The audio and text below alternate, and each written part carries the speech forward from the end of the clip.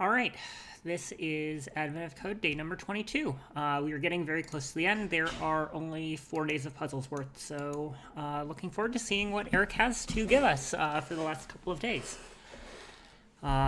Probably guessing today might be on the lighter side. The past couple of days were a little heavy, and then probably the difficulty curve will go up for the last 2, and then day 25 is usually a gimme, except for the bit where you have to have completed all 49 other stars to get the last star. But we'll see. If we look at the stats, you can see that there was a nice bounce back on day 20. The people that got discouraged from day 19 pushed through to do day 20 anyways, which is nice. As much as I enjoyed challenging puzzle, I also don't want people to feel like bummed out if they can't do one. So I'm glad that folks are sticking on the train and continuing onwards. Hi, Eric.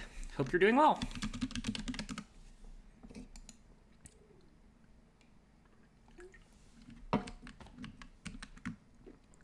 My company had our virtual holiday party today, so things are definitely winding down for the year for us as a company. But we recently achieved having 100 employees, which is pretty awesome. So, don't really want to jinx things, but I'm looking forward to next year. I'm looking forward to 2022. All right, we have about a minute left until puzzle unlock, and I am feeling a little bit more refreshed than I was yesterday when I spent an hour on a transposition of 2 arguments in a struct initialization. So hopefully fewer silly errors this time. But we'll see. It's definitely looking like we're running out of space for the keys to be running away from us. Yeah, healthcare stuff kicks in, reporting requirements for diversity kick in, but we actually already are collecting that data, so that's, pretty good. We do not have 100 U.S. employees. We have 100, employees and contractors through a GEO or PEO. So technically, I don't think those requirements kick in for the U.S., but yeah. It's a nice milestone, certainly, to know that there are this many people who are making a livelihood off of providing distributed tracing to people and making developers' lives better. All right, 20 seconds.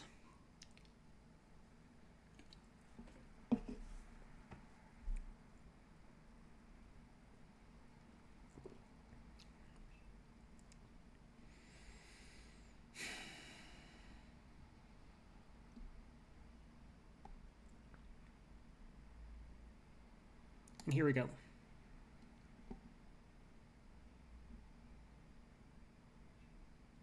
All right, we have to follow a...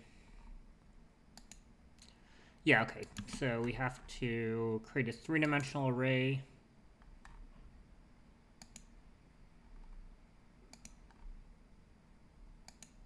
Okay. All right, I understand this. Oh, I see. I only use part of the input for... Got it. And these can appear... They're always in ascending order. Yes, they're always in ascending order. Great. All right. So we're meant to use... All right. So let's check this. What position is this at? This is at position 20. Okay.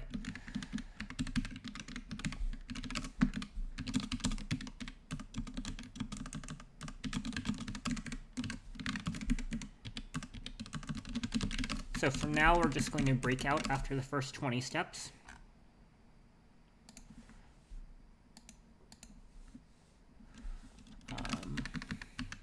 So we're going to want a chord 3.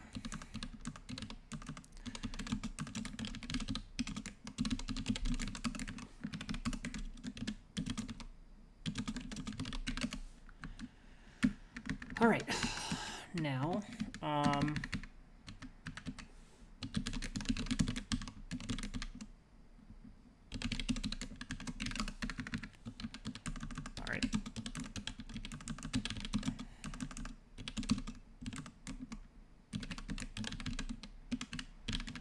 we're going to set this up for now. So if parts is going to be s strings split s and space, actually, yeah, space, switch parts of 0, case on, case off. And finally, we have the upper and lower bounds.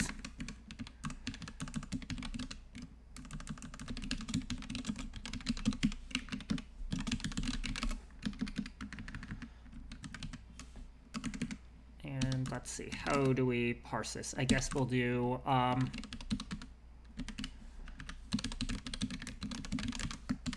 we'll just split this by commas. And now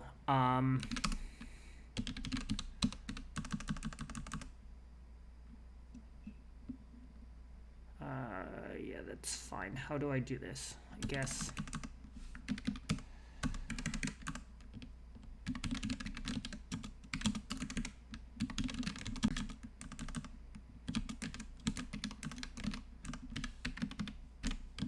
just something like that should do the trick. I think I forgot to put strconv in here.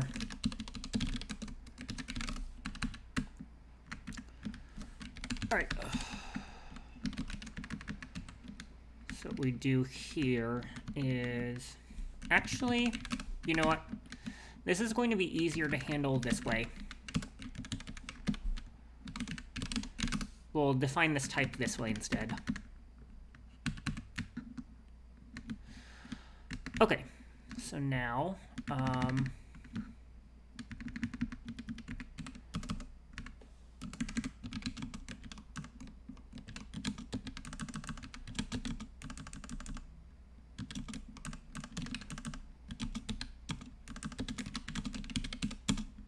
split of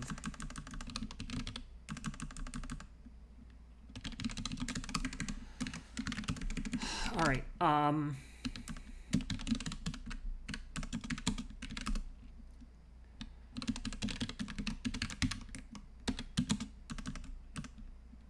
so this is going to be v sliced from coordinate 0, 1, 2 onwards.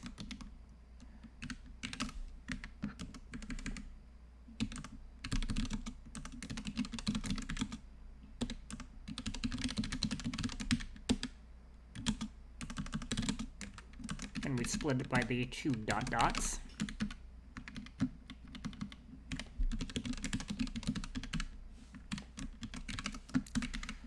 Right, something like that.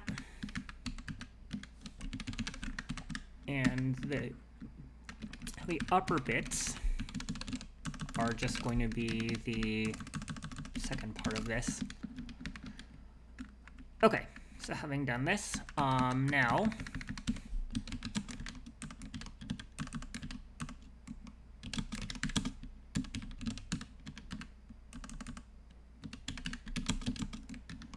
for now, I'm going to do this the naive way and just track this in the order of the number of things within the cube. I know I'll eventually have to track contiguous regions rather than have to keep track of each individual state.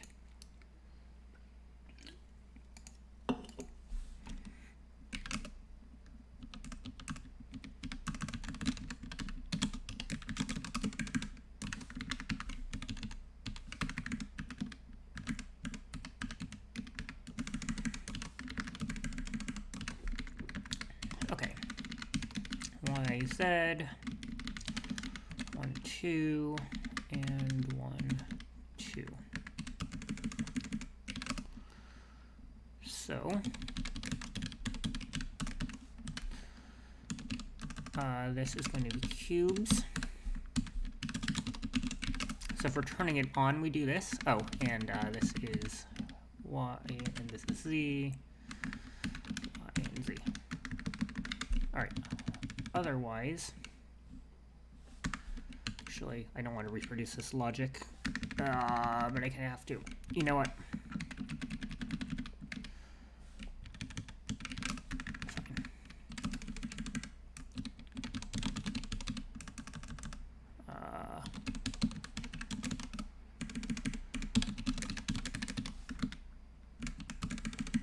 Case off.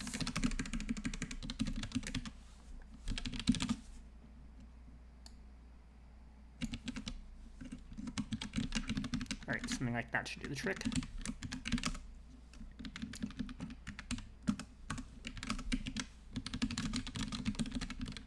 Alright, let's try that. What have I done wrong? Oh, I'm just missing a brace.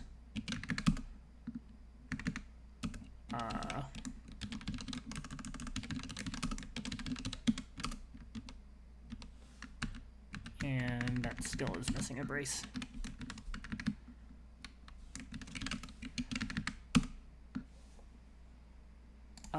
Assignment to entry nil map. Oh, because I didn't actually. Right. Silly go mistakes. Alright. Yeah, it looks okay. Actually, wait a second. Before I do this, this is actually, yeah, less than or equal to. That's correct. Rank 352? How? Okay. Starting with all cubes off, run the reboot steps for all cubes in the reactor. Okay.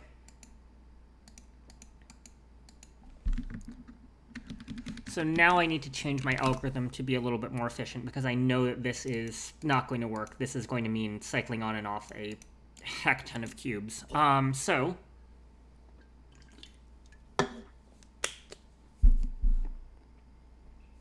how do I handle this? I think the way that I handle this is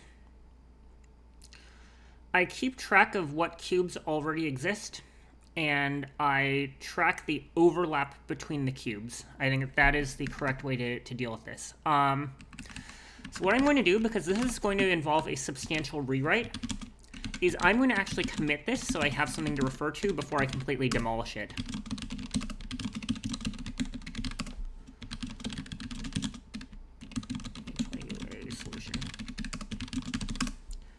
Okay, so this isn't that unfamiliar to me. I have seen problems like this before. Yeah, no, totally good, Eric.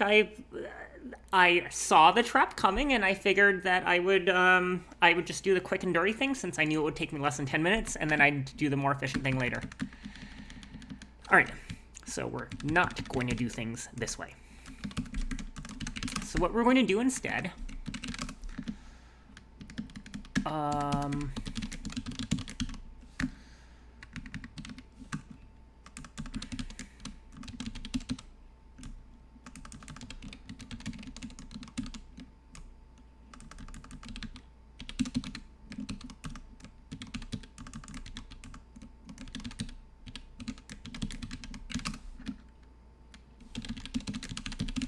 Alright, so we'll do something like that, and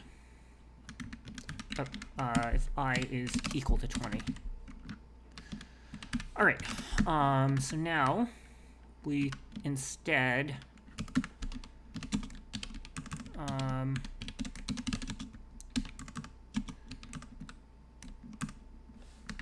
so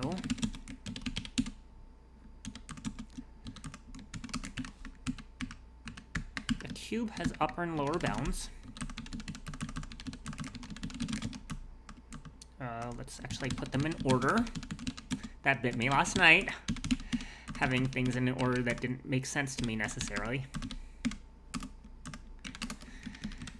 All right,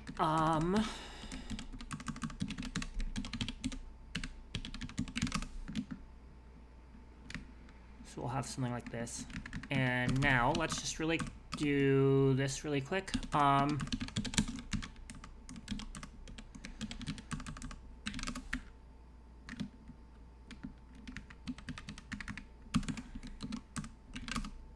So there's going to be a precedence order to this. Actually, this is not a map. This is going to be actually a list.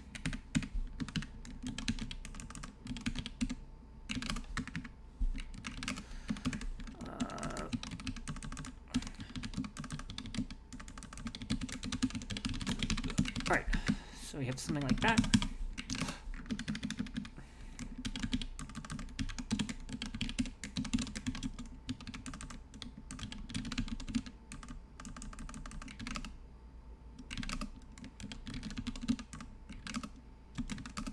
Right. That's just called number on.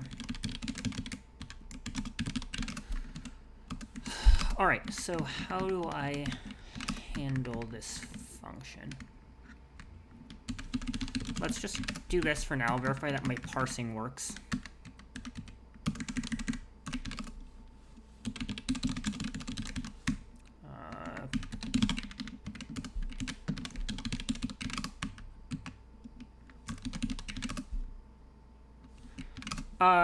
Advice on how to get better in problem solving. I think it's exposure to enough of these, Shadran.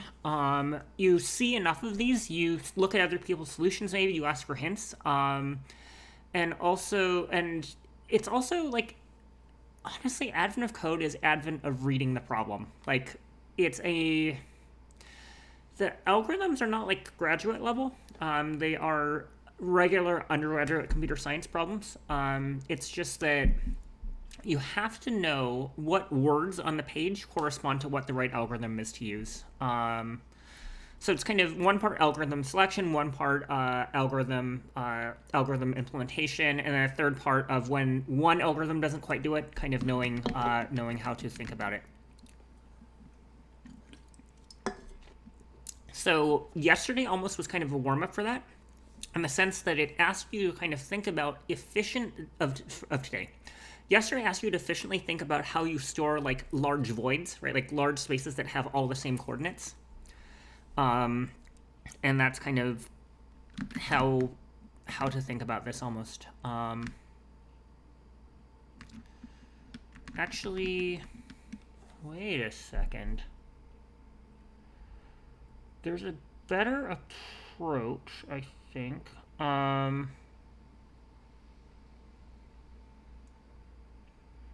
Let me think about what the better approach is here.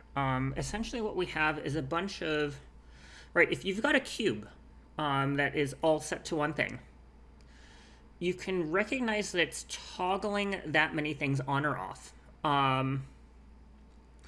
But if there's a partial overlap with another cube, how does that handle, right? Like, I think that's what I'm thinking about. Okay, so let's see.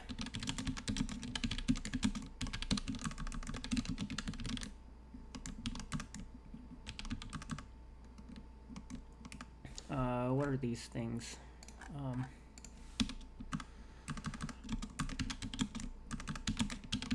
So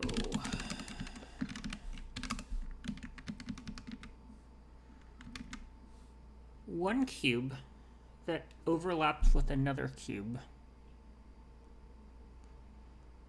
but they're not actually cubes. I'm going to actually change from cube to prism, because actually they're not necessarily all square shaped.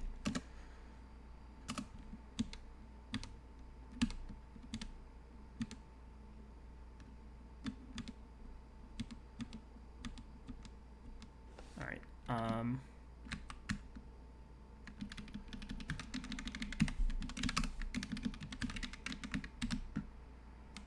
Right.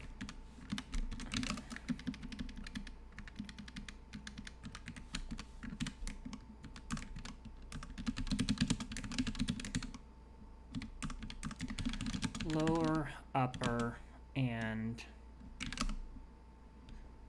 whether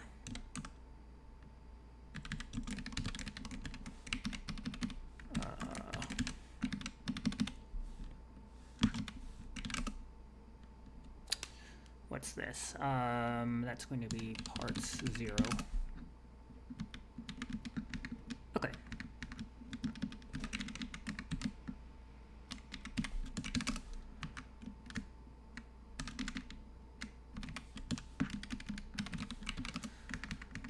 All right.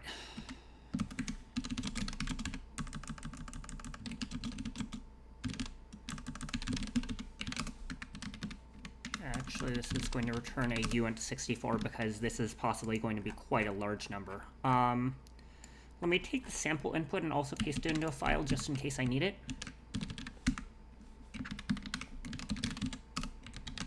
It's not necessarily simple, but I'll go with the name. Let's just make sure, yeah, all these are in numerical order from ascending, descending. Okay.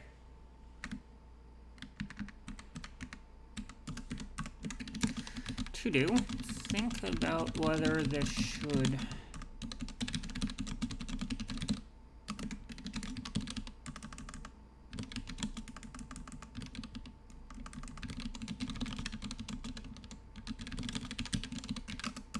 All right, so let's see.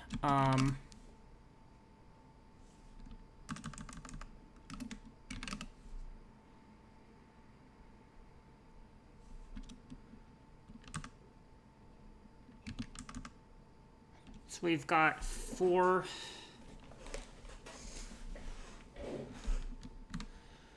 right, so in 2D, we have 4 possibilities.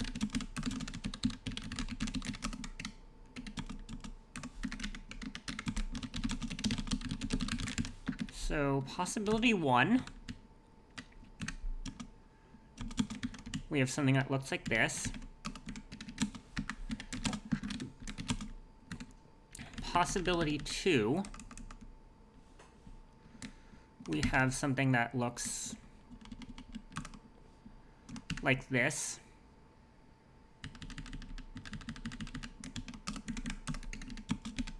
Possibility 3, we have something that looks like this.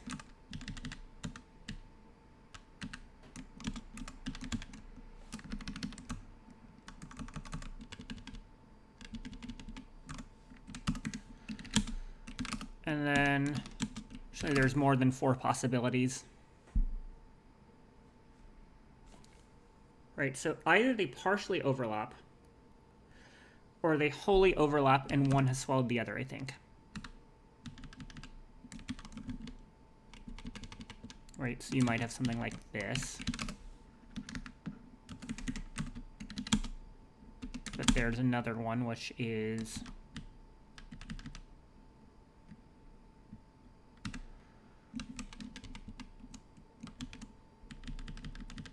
Right, there's that as a possibility, and then there's finally... This is a possibility.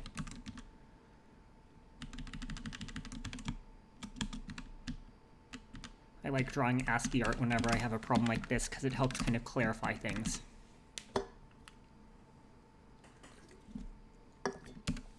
Okay, so.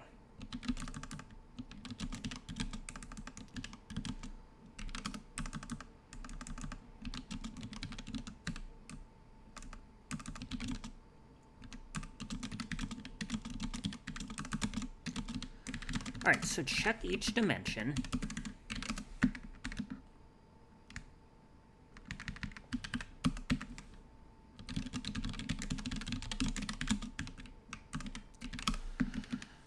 All right, so if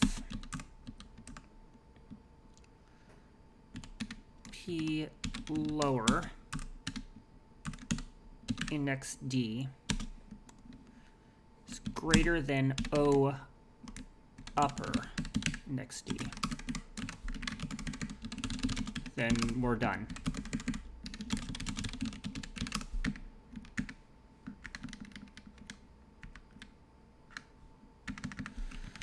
Similarly, there's the opposite condition.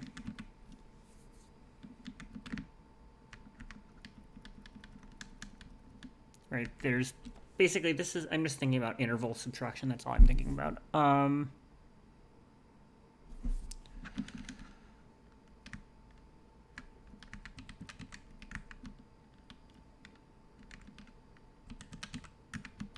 So P upper is less than O lower. Again, same problem. Okay, so that covers case 6.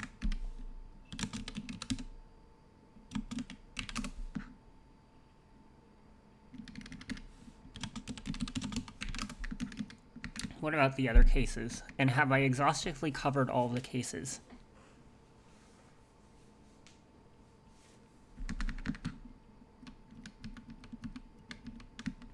I guess the way to think about this is...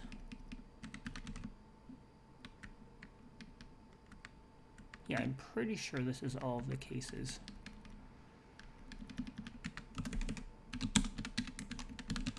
Okay.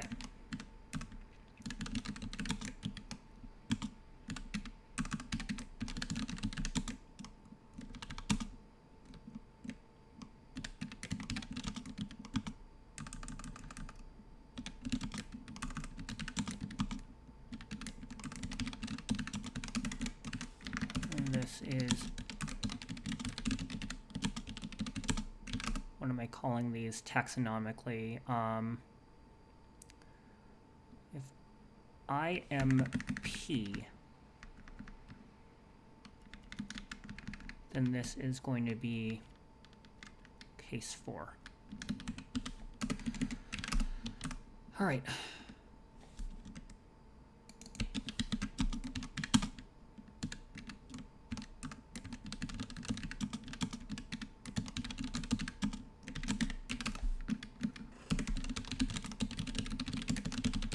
I think something like that does the trick. Yeah, Eric gives a really great hint. Always use draw a picture, show drawing, it'll help you. All right. Similarly, full overlap case 3 is going to be this one.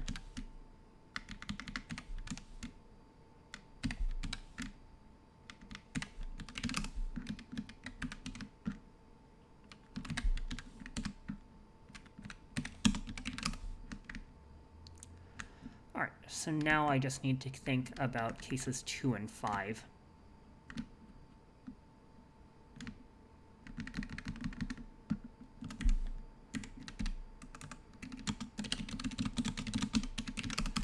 All right, so what is this case?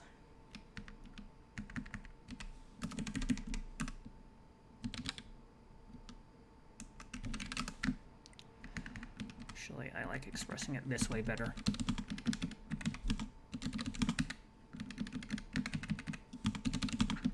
That way I can better express the final one, which is there is a bug.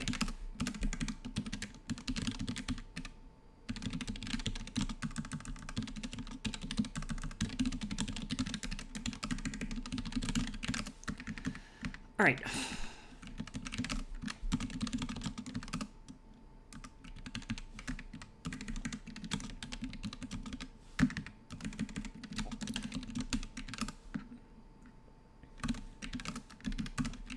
All right, so in case 2,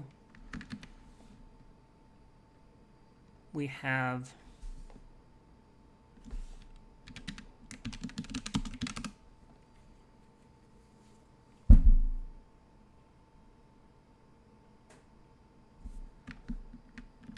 actually, wait.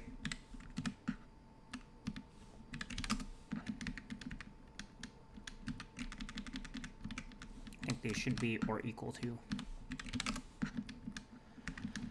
Okay. So if O upper is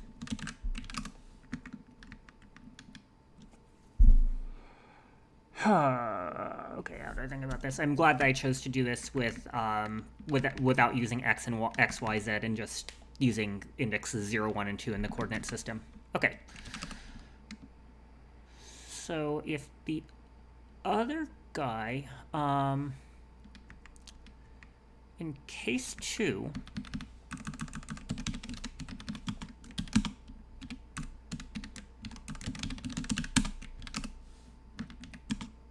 we are greater than the other guy's lower.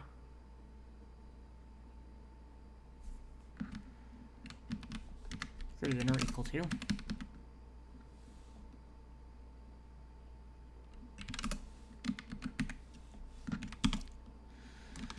and O lower d is less than or equal to P upper d.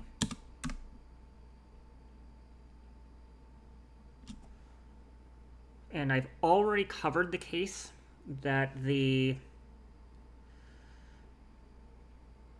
I've already covered the case of it being fully enclosed. Which might even be a special case of this one, honestly. So then...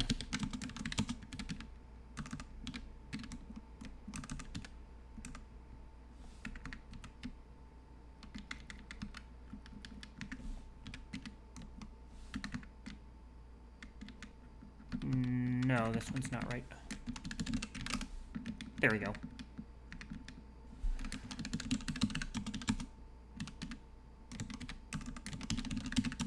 Okay, that's correct. And then here, I think I just reverse these.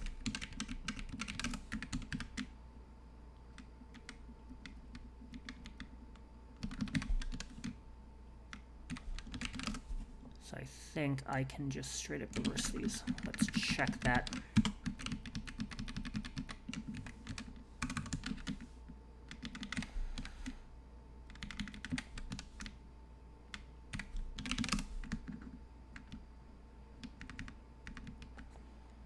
So it's the other guy's upper minus my lower plus 1.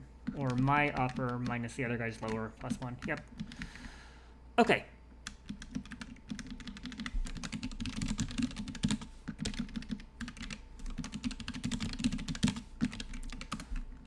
All right, so having done that bit,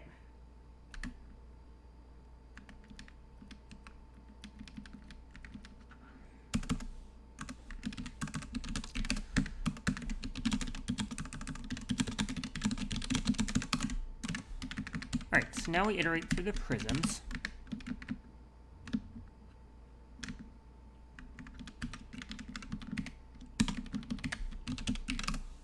Because this number of prisms is some, but it's not like a lot. I can afford a n-squared algorithm here just fine, I think.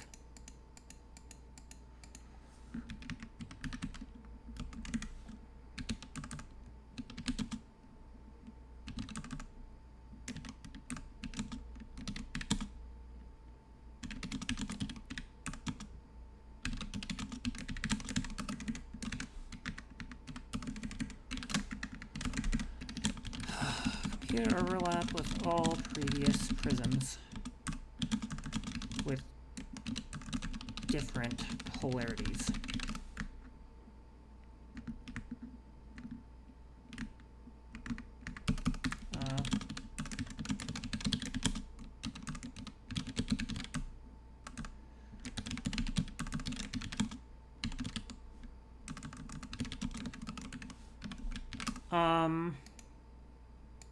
How big are these things? These are roughly like 10,000 by 10,000. These are not super intimidating. I think I can use a regular int, but I'm going to actually use a uint64 just to be sure. I do not trust.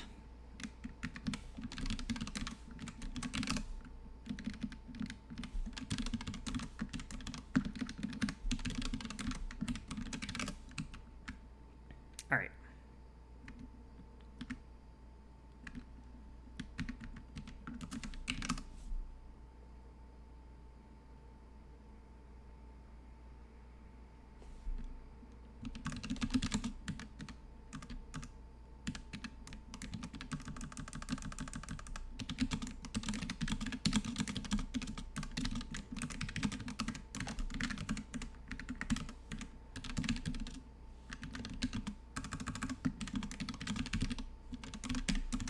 So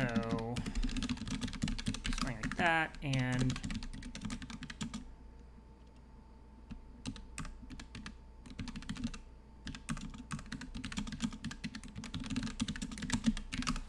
all right.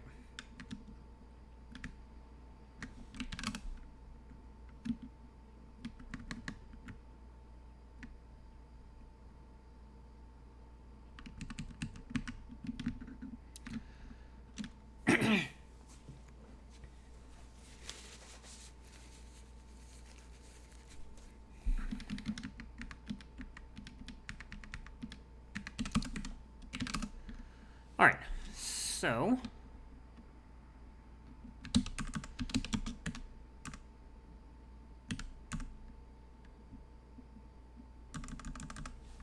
first of all, if we are setting bits, increment ret and condition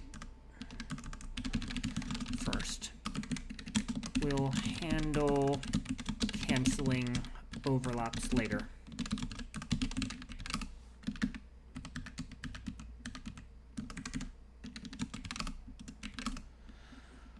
All right, so ret plus equals p volume.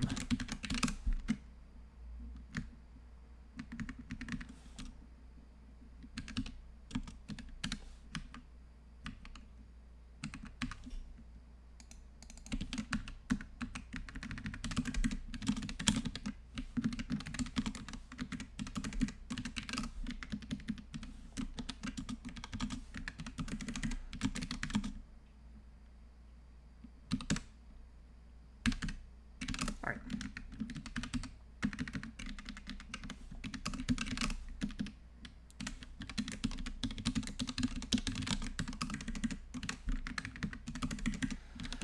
Okay.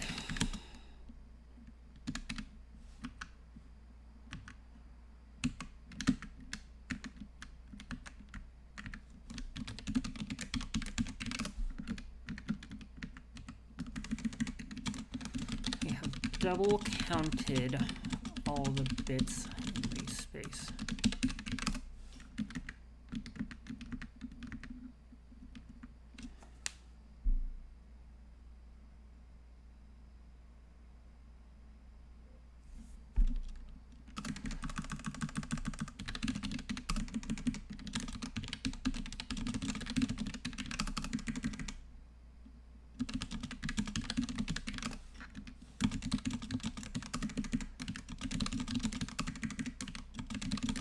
There are 4 cases, really.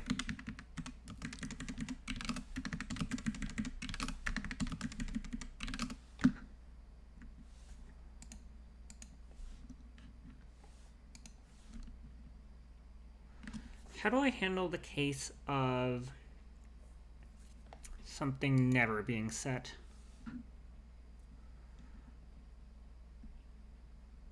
I think the way I'll handle this is by artificially injecting something. Are there any numbers in here that are greater than 100, that are greater than 100,000, plus or minus 100,000? Let's see. Can check for that.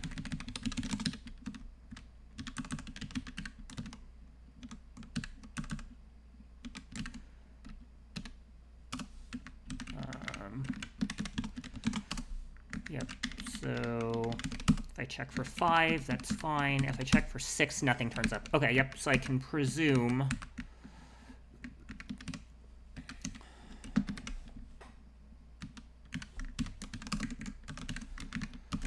we're going to have a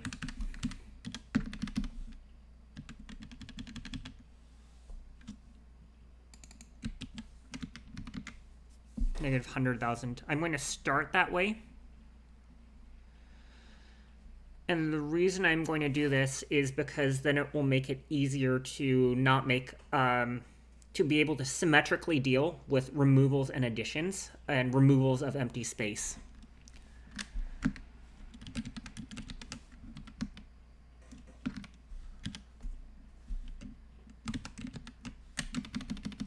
I think that'll make my code a little cleaner.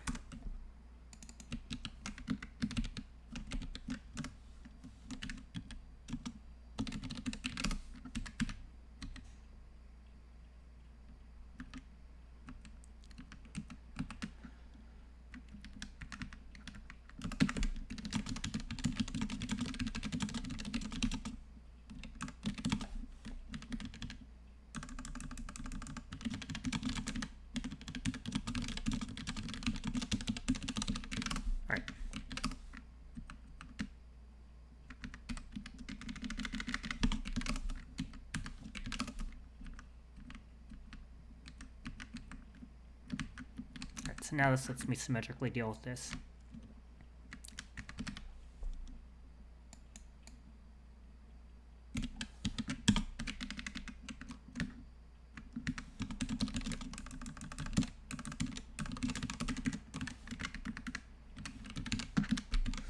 So now I can just end conditionally subtract this.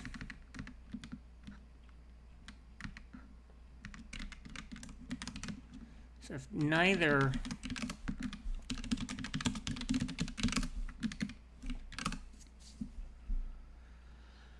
All right, so now we're evaluating these in order.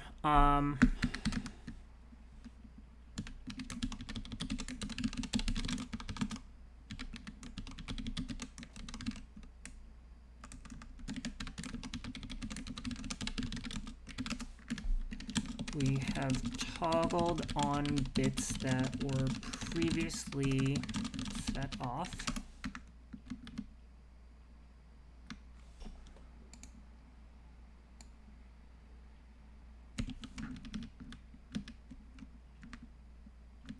And this should be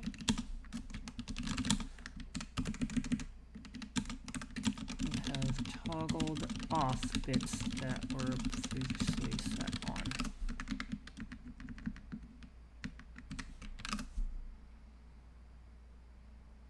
So what happens if I set the same bits twice and then we set them off? I'm curious just what's going to happen if I run this code.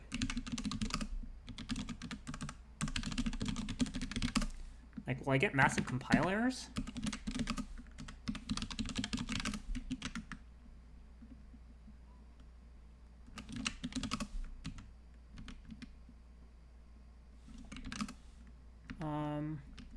This doesn't look egregiously wrong. Oh. Right.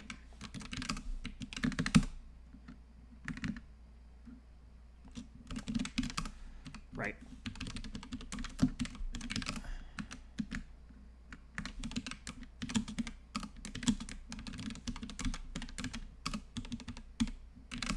All right. Let's try that.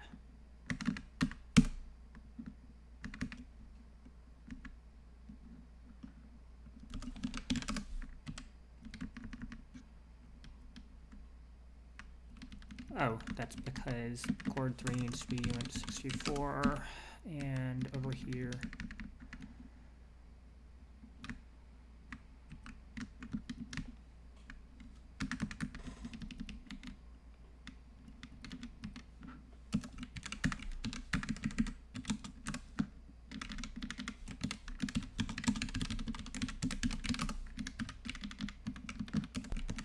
Okay, fine. We have ways to deal with that.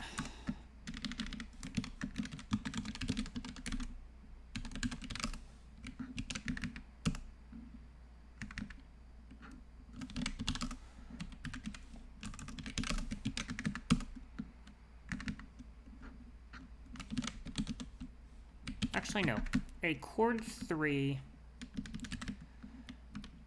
that's fine to be an int, because we know that those range are up to 10,000 at worst, so that's not our problem. So actually, we can put that back the way it was.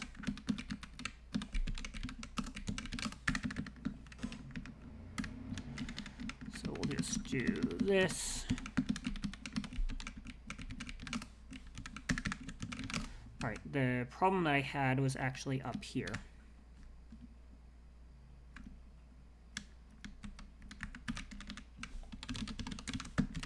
I can just replace this wholesale. Because these values are going to be small, it's just their product that's going to be big.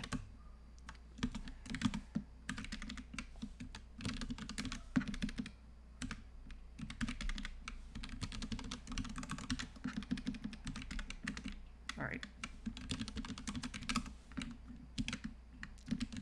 All right, let's see what happens.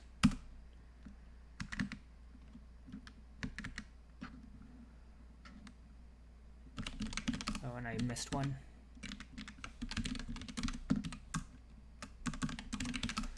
All right.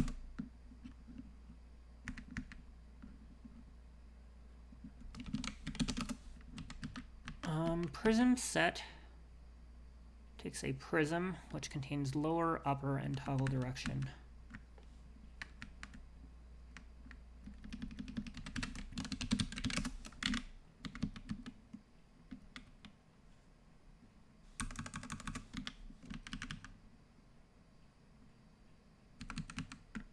Let's see.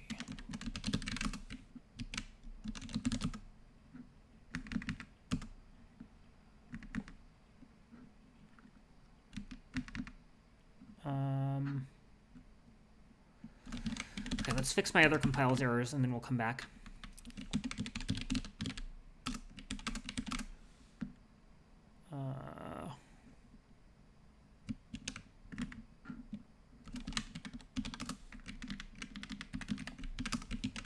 Fighting the compiler, my number one favorite activity.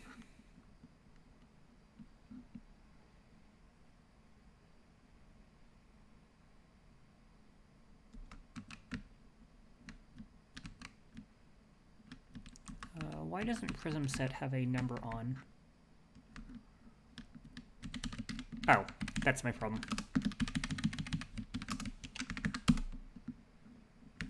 Great, so now we're just done here.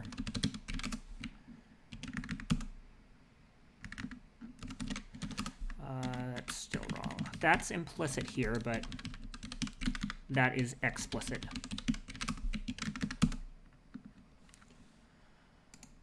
Okay, that's clearly wrong.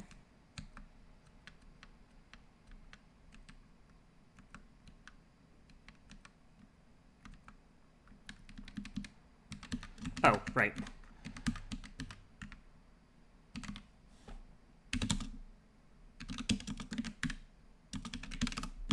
The first one is... Oh, the first one doesn't count. And we have another problem. What's my other problem here? I'm underflowing, I can tell.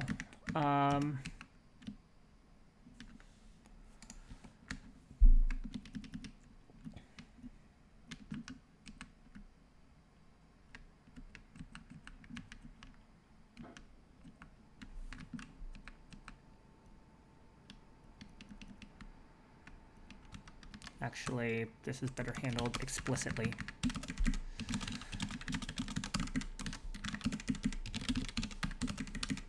Skip our initial clear of the board. Okay.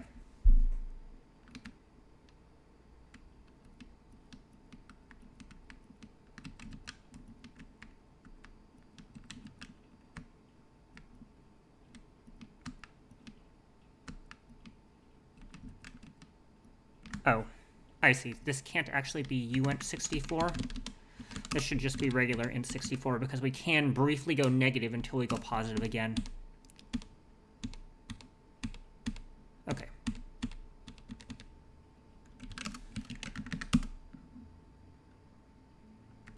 Okay, so now we're getting a very wrong answer, which is fine.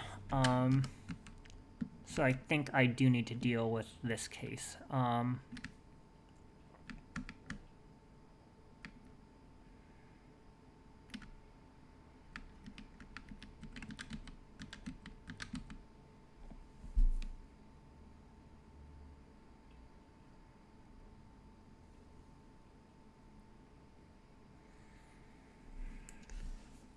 All right.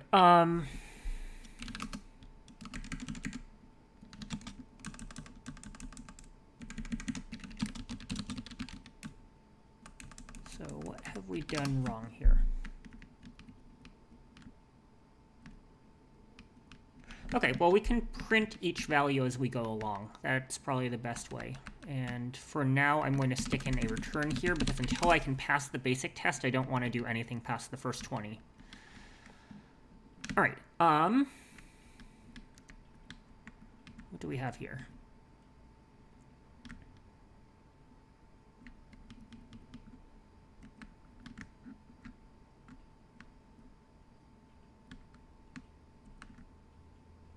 So at each step, we're going to print out what our value is.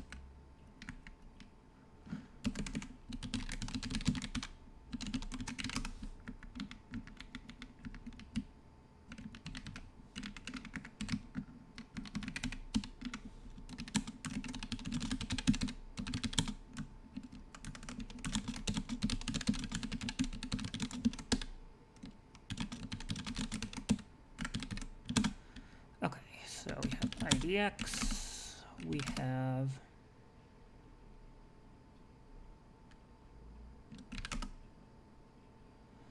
we'll have p, and then we'll supply ret.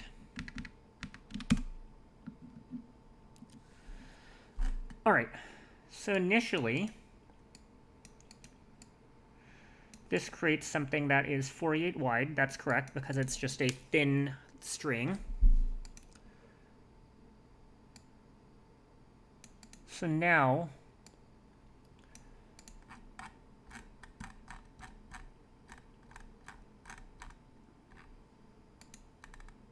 actually, let's run it on my sample input, because that'll work easier. Because then I can have output that I follow along.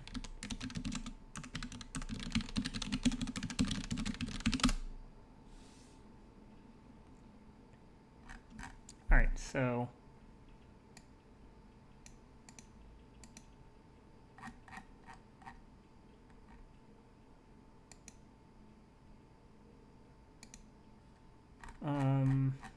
no, I need to run the simplest one.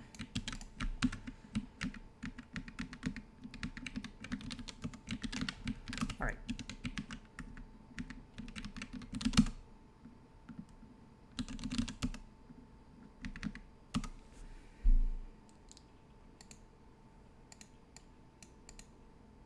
Okay, that is clearly wrong.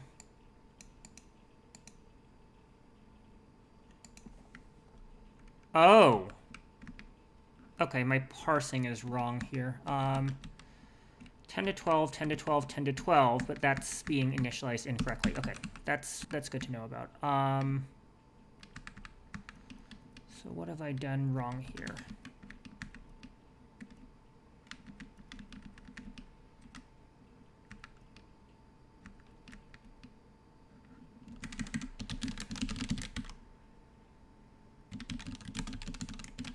Make sure that looks okay. No, that's wrong.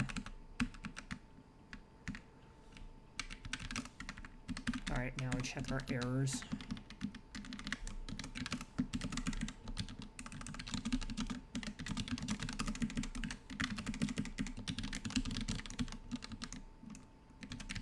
All right, that should reveal an obvious problem.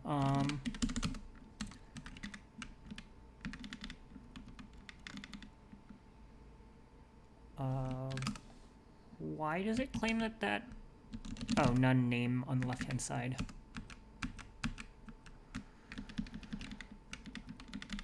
All right.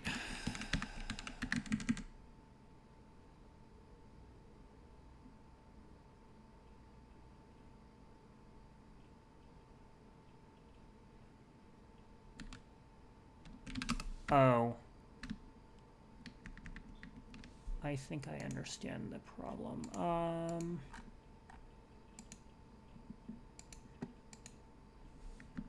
Is my split function misbehaving? Let's find out.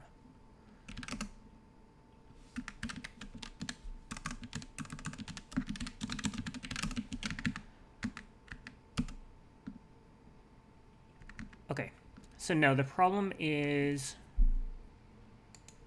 What on earth is going on there? Yeah, that's bad. That's clearly wrong. Okay. Nonsense in, nonsense out.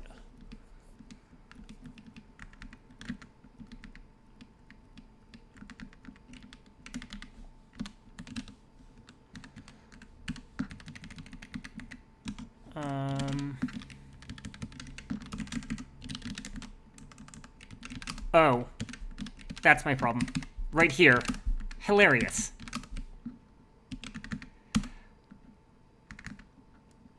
Found my problem.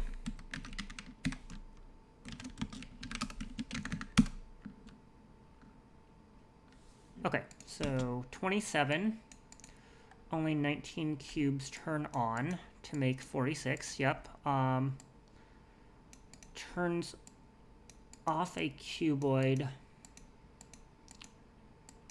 Okay, that overlaps partially with some cubes that are already on.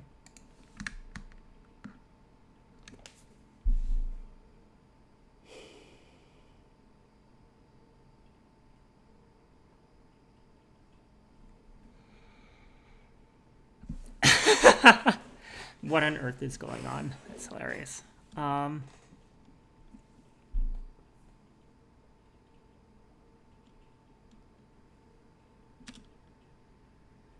I turning off?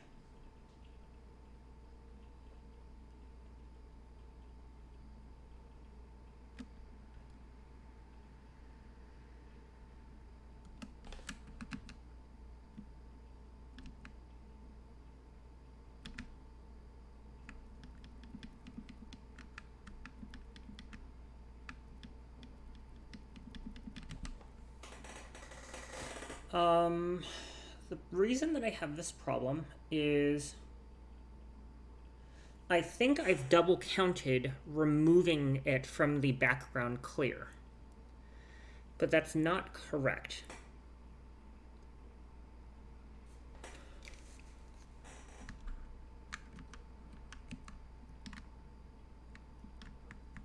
All right.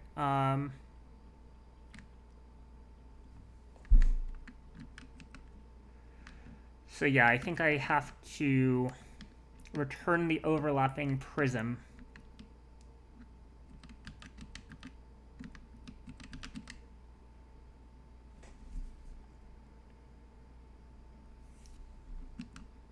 Because I've handled the double counting. What I haven't handled is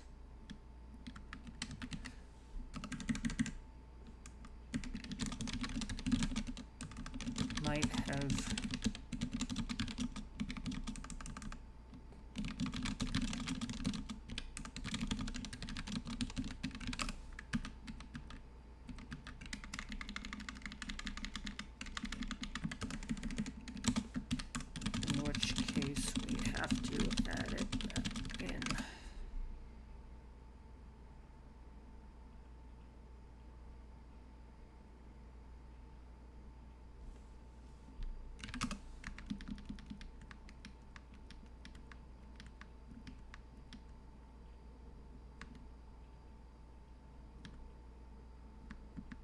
all right. How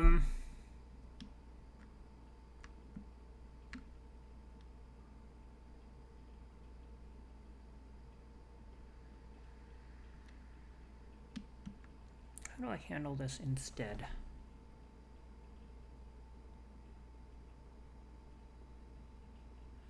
I guess instead of keeping counts, I could resolve all active cubes. Which I don't love, but that might be the only option. I feel like if my brain were working better, I'd be able to solve this. How many people have solved already? Okay, about 300. Not too bad. I'm not doing too badly then.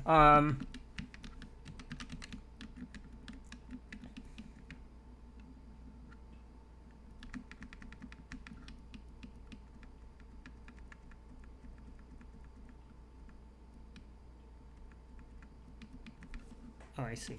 Okay.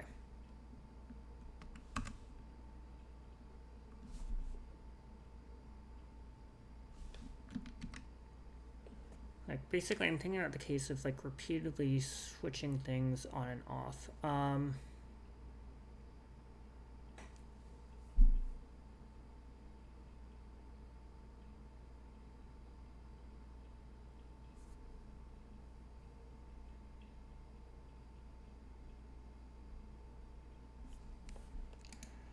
You know what? I'm wondering whether a hybrid approach might work better.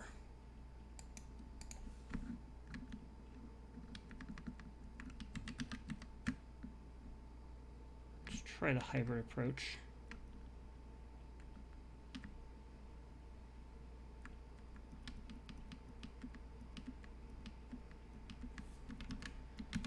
Okay, let's do the hybrid approach.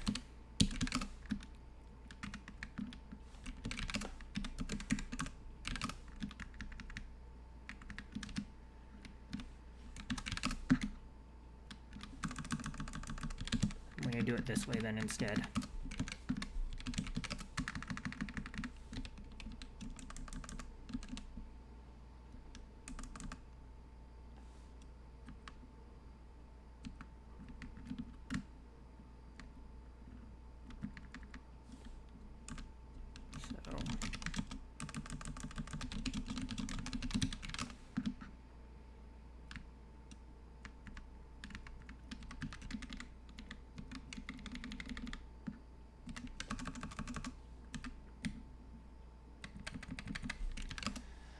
Okay.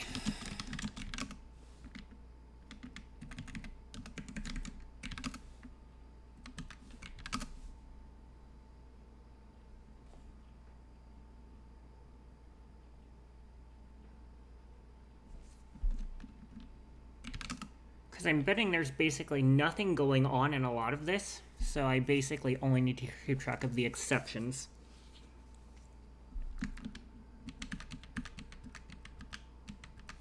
So let's, yeah, we're going to try this.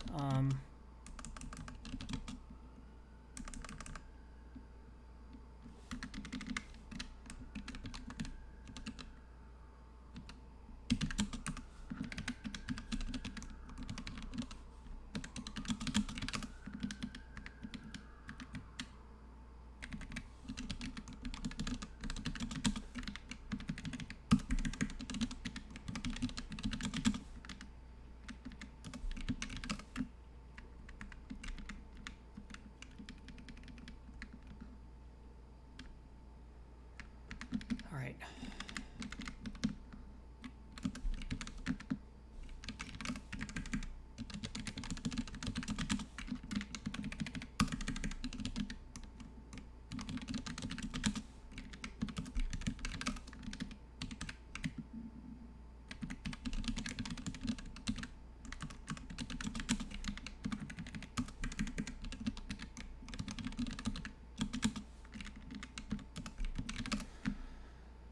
All right. I think that covers that. Okay, that makes clear why the answer is 6, because either there is partial overlap or you're pulling from one or the other for your positives and negatives. Okay.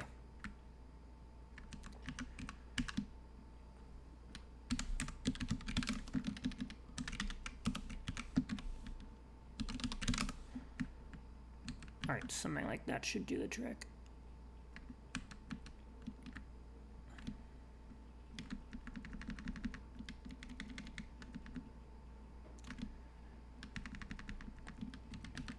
So now I don't need the initial clear.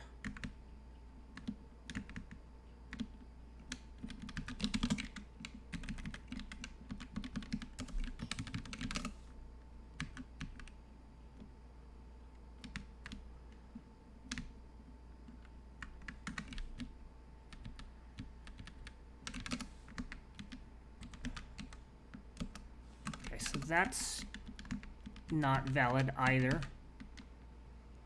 Or is it?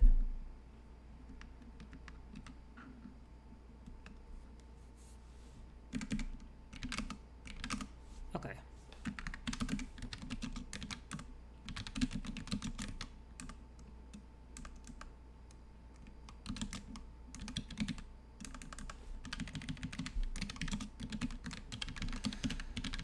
All right, so we're going to explicitly set some overrides.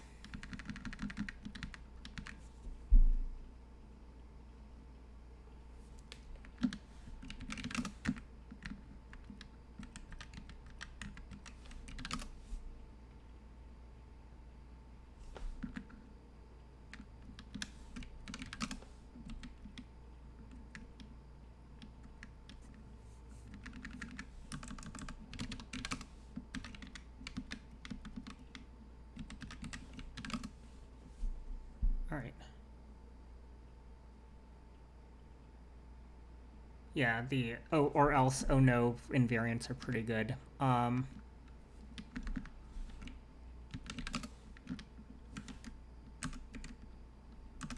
So how do I handle this now?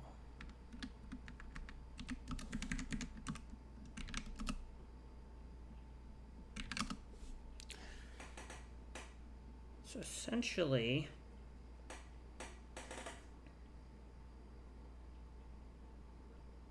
oh, I see. I think basically, right, like 100, 200,000 to the third power is, oh, that's a lot. Yeah, I cannot linearly step through that. Okay.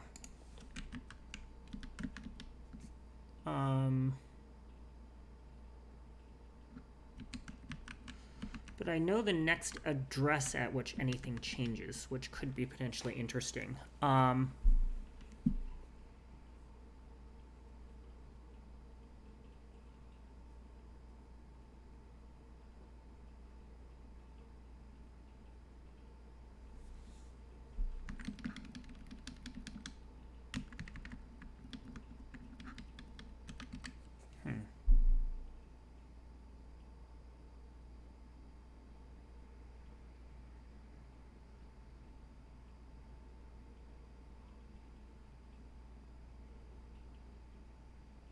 How do I handle this?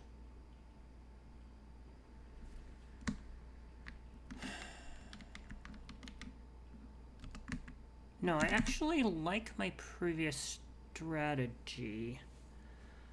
I just think that I needed to keep track of the number of times that each bit in the overlaps has been set, although those are potentially some big overlaps.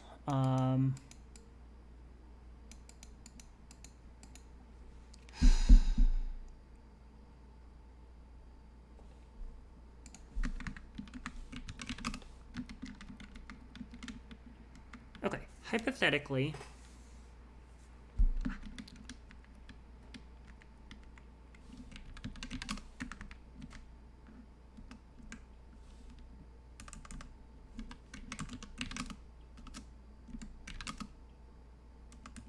you know what, actually, I think I know how to do this.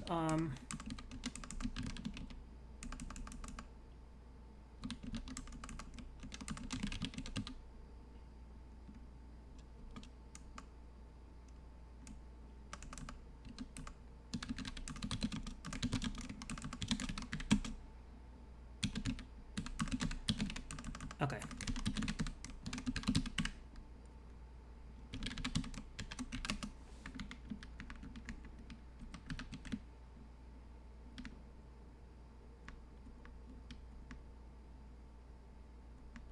Right, like essentially what I want to do is when I have an overlap like this,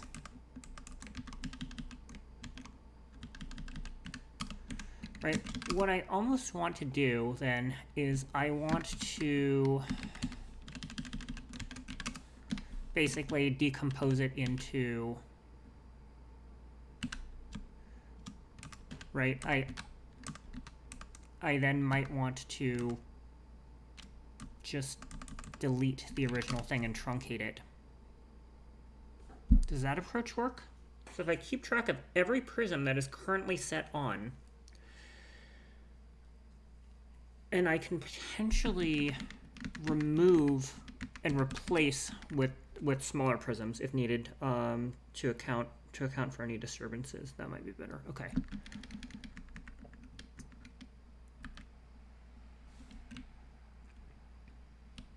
All right, I'm gonna try that.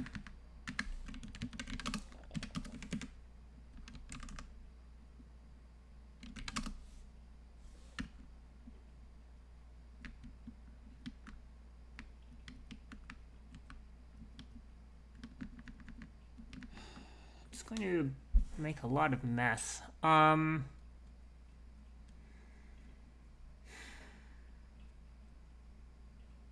Was there something to my approach of adjusting on and off?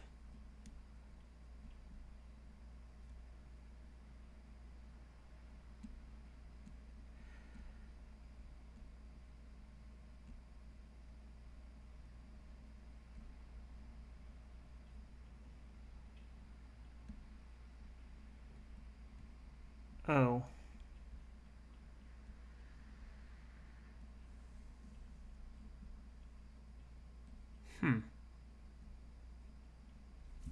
Yeah, I'm not sure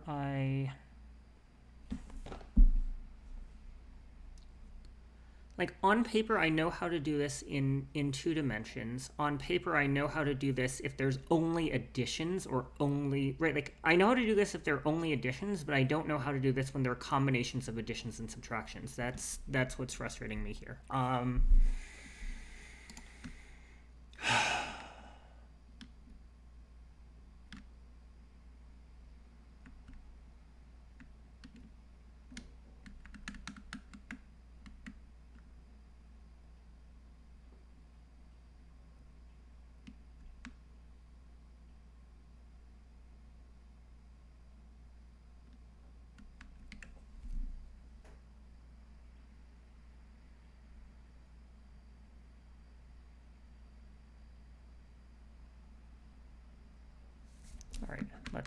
Okay, I think I understand how to do this. Let's try this.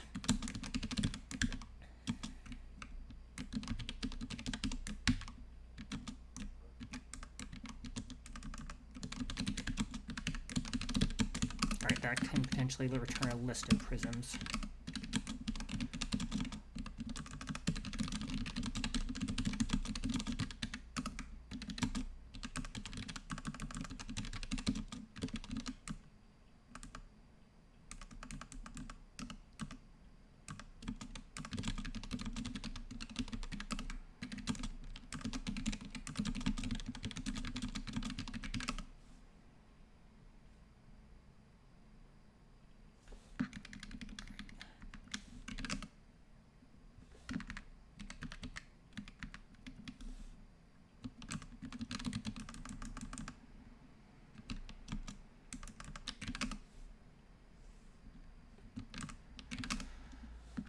Right.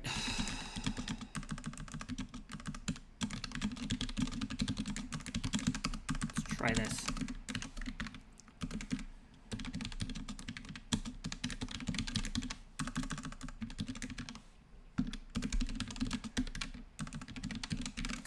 I feel this is going to be less finicky. Even if it is writing more code, like, I would rather do the thing that's slightly less clever and that will inevitably get me to a solution than try to fiddle with a thing that's trying to be clever and is failing.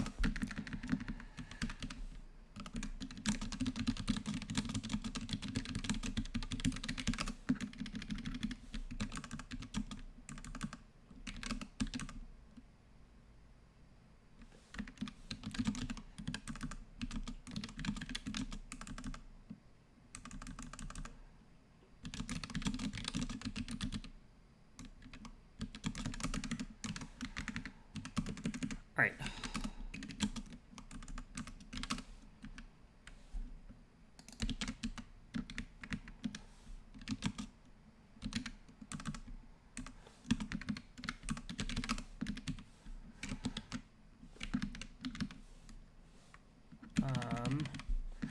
Okay, I know how to express what I want to do in this portion of code.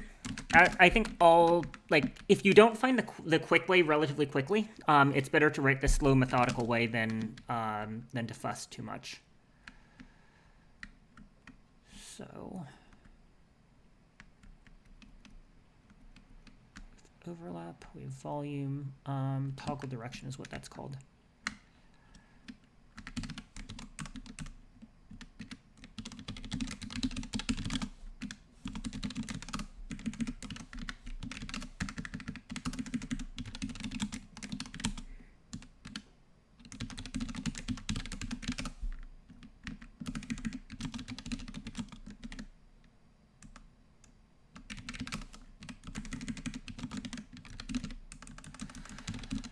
Okay.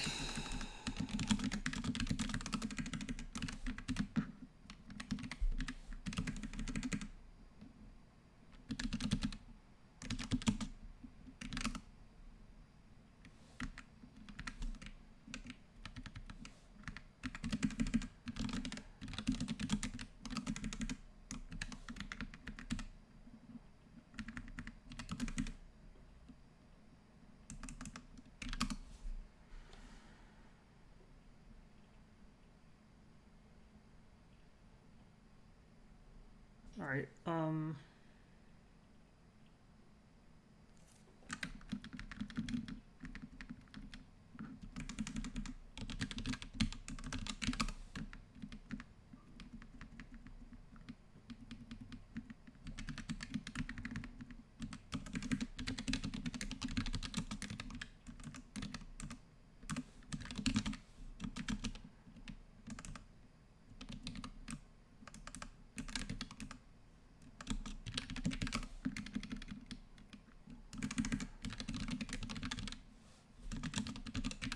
All right. So, I think I understand how to do this better now. I'm just thinking about mutating the prism set while I'm working on it. Prisms on contains a non-overlapping set of prisms that are contiguously on.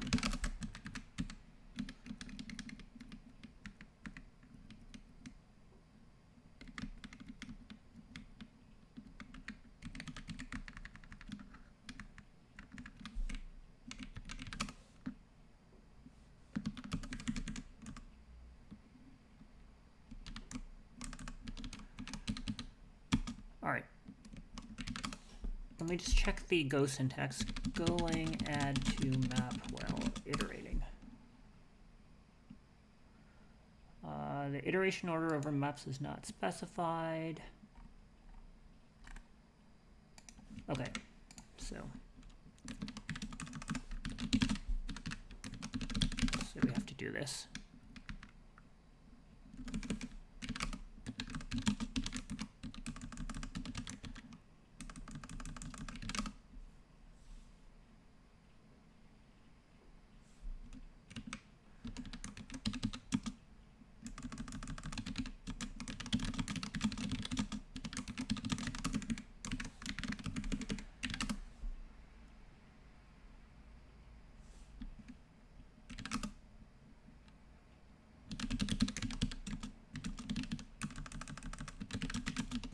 All right, so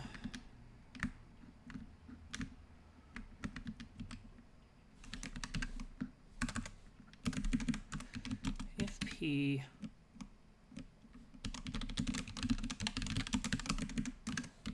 so if we're setting ourselves on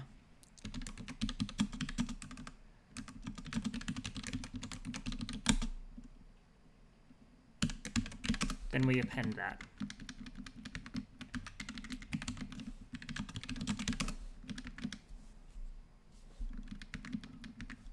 No, we don't need this. Okay.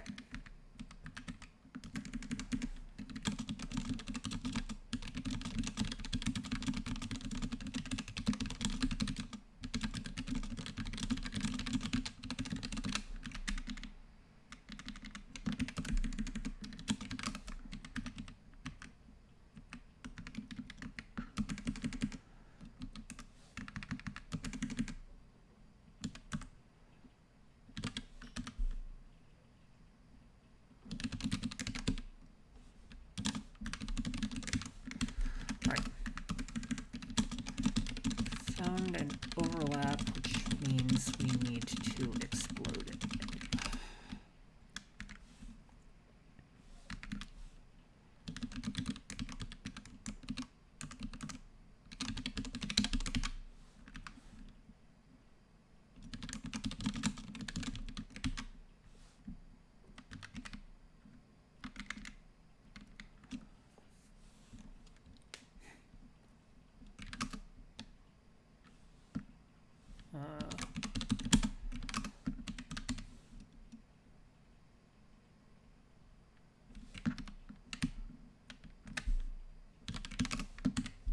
So we need to subtract the overlap.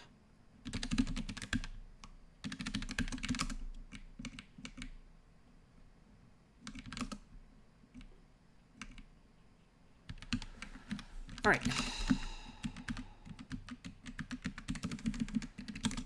We need to...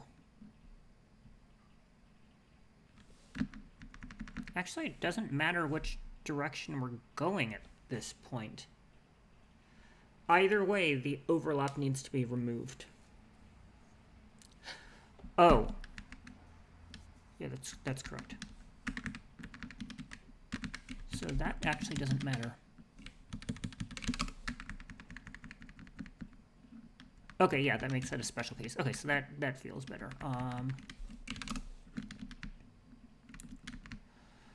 Okay.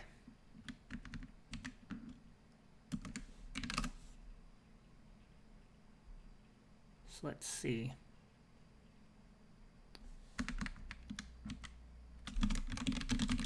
Already pre-verified to be a subset.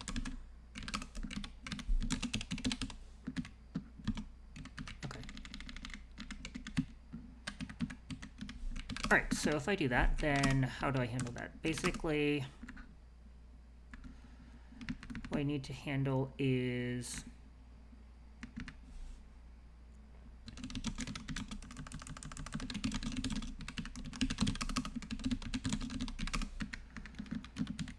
okay.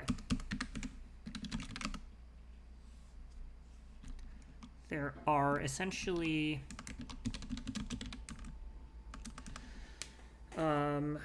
how does this work?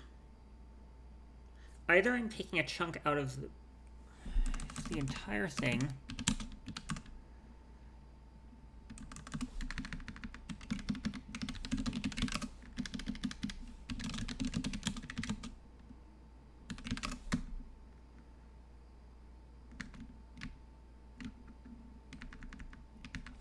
going to take toggle direction out, actually. I'm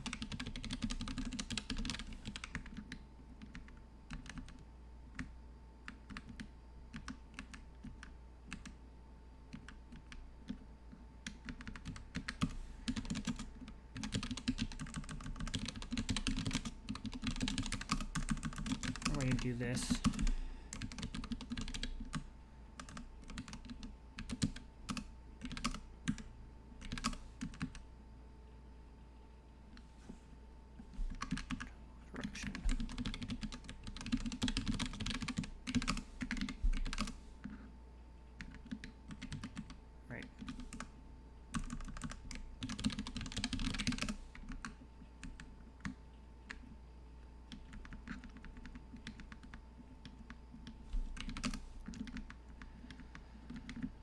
All right.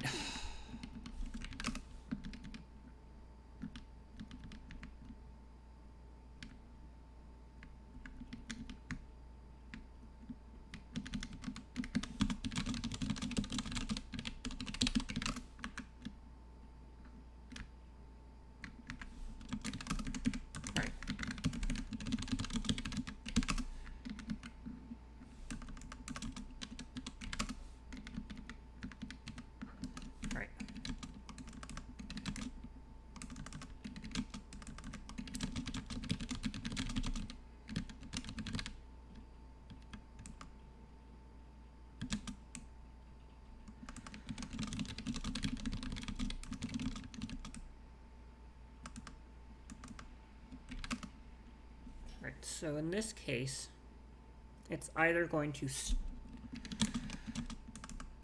We have 3 cases. For the overlap in the dimension, after the...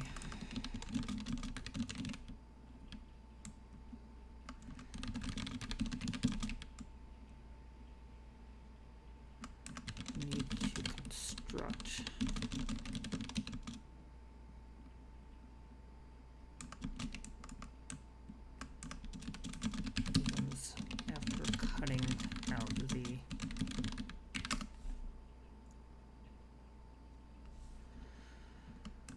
All right. How do I do this? Unfortunately, this is why I was like hesitant to do this, because like now I need to think very, very hard about 3D geometry, which is not exactly going to be my strength here. Okay, so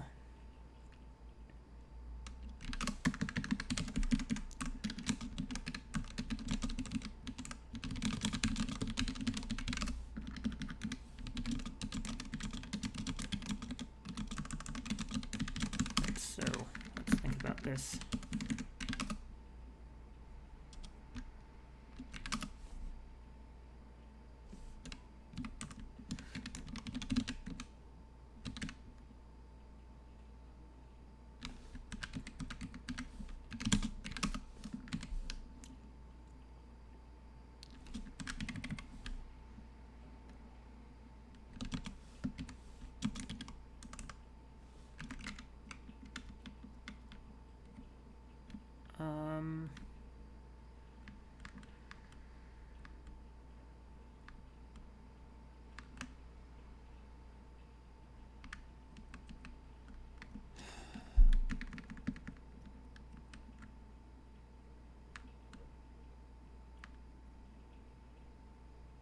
I don't know how to deal with this is the problem.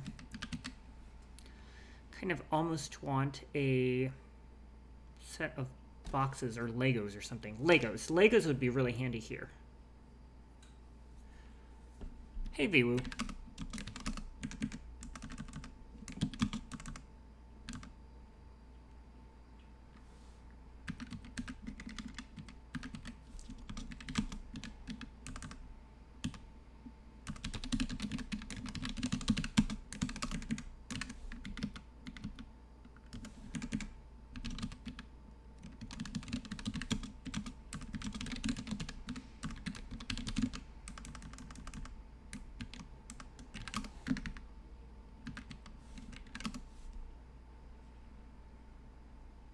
Yeah, I gave up doing maths too. I gave up on doing maths about half an hour ago. I realized that I'd be better just exploding rectangles into multiple rectangles rather than deal with this. So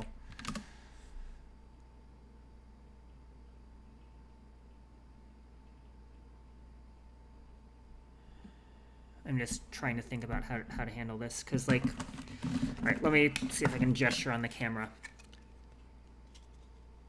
Oh, you gave up on deconstructing three-dimensional objects? That's a shame.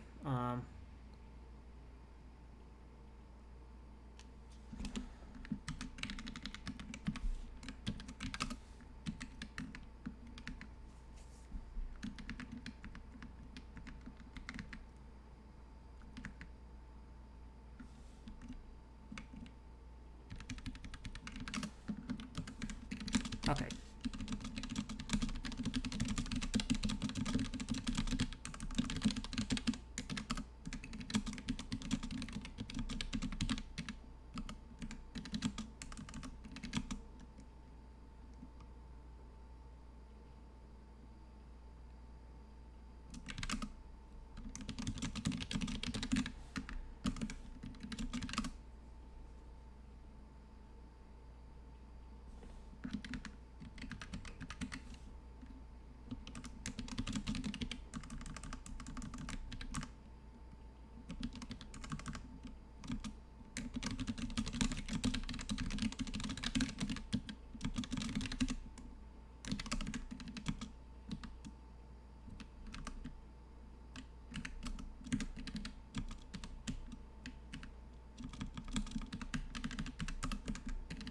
So this is how I'm thinking about it.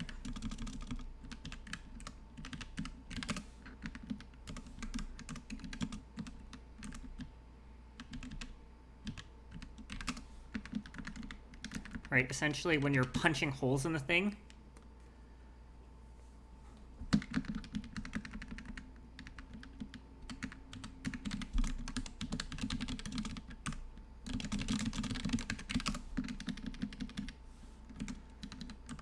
okay.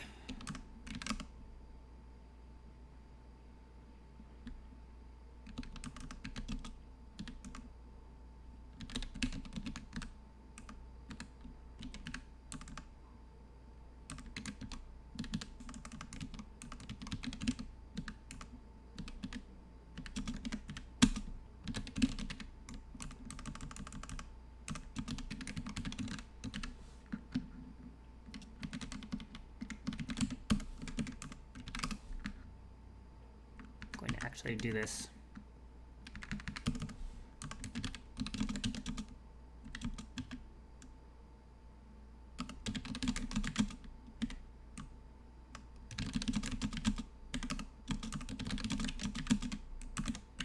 All right.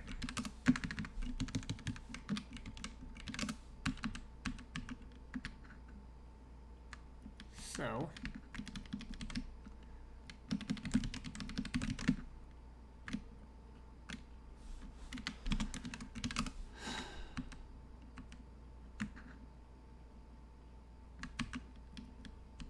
in fact, that lets me do a fun little trick here that I'm going to do.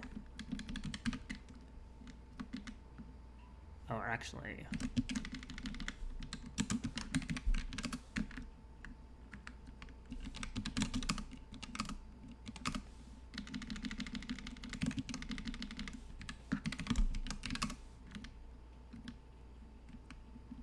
all right. Fun's over, folks. All right.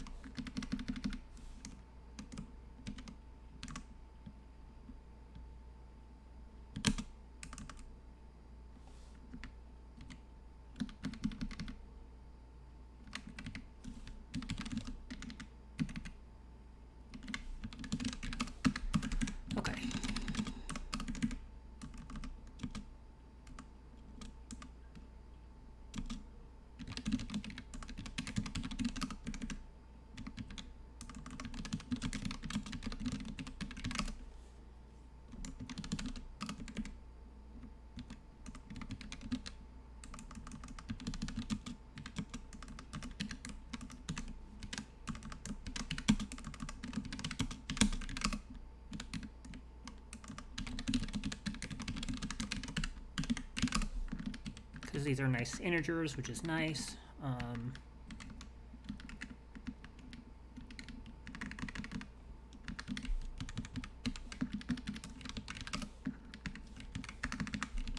Okay, once I have the right mechanisms working, it actually feels fine.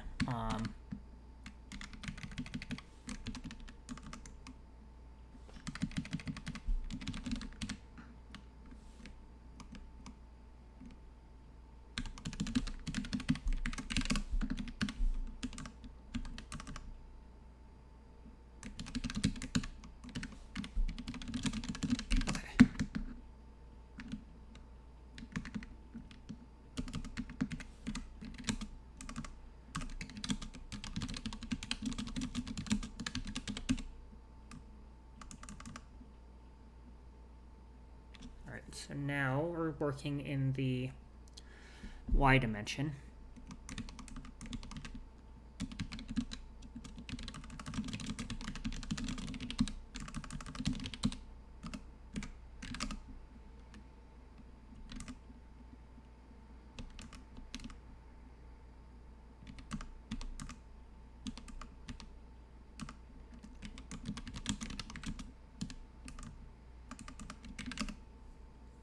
So now we're constructing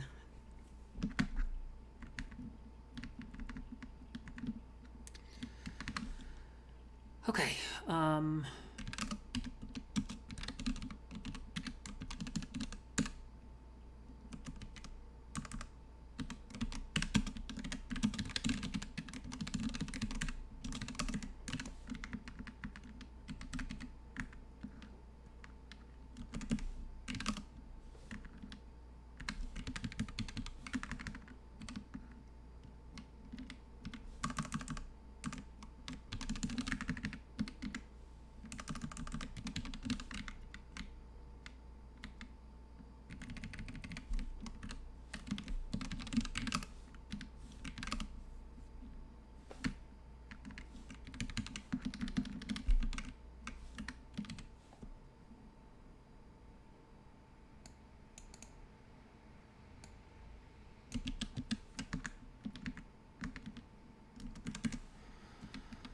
Okay.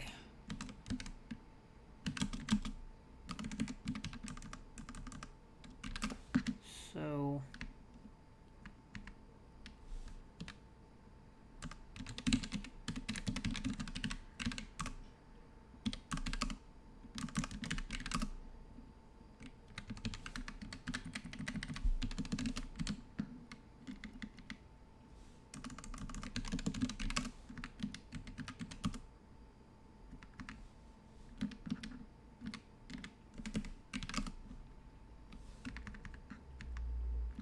wait, that's not overlap. That's actually going to be, this is actually just going to be P. I copied that wrong when I was cut pasting.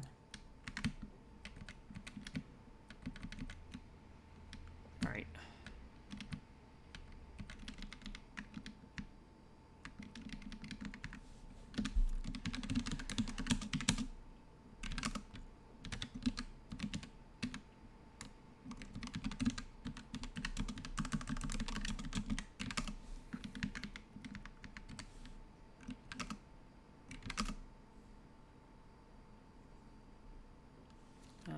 That's going to be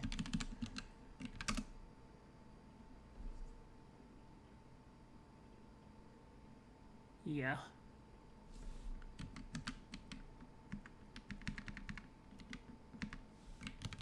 Okay.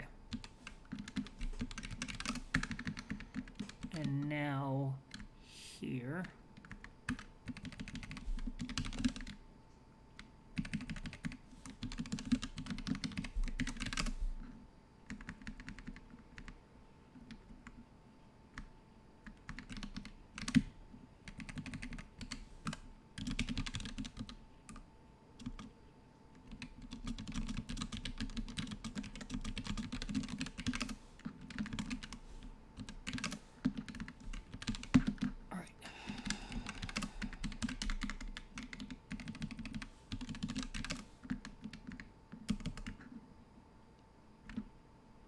Alright, so that's now constructed this slab here and this slab here, extending in the dimensions of the z-overlap.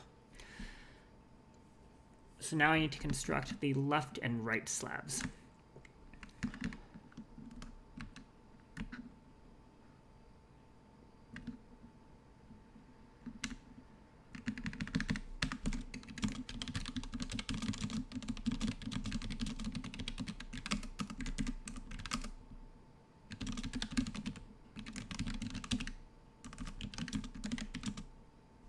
Oh, whoops. What's wrong here?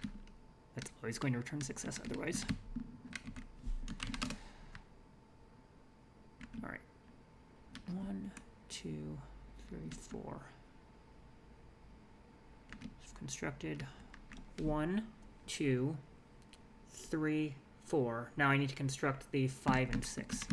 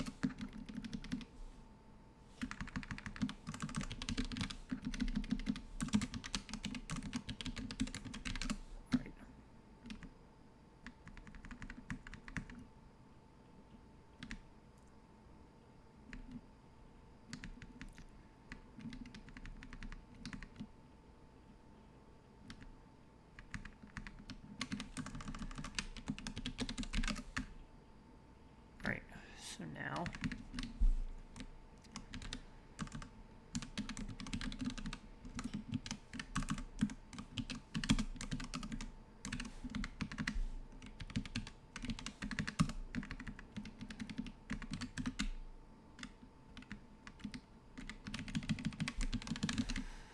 all right.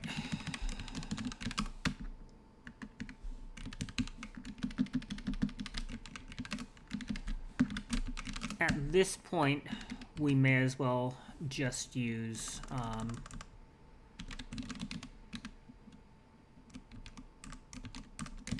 these,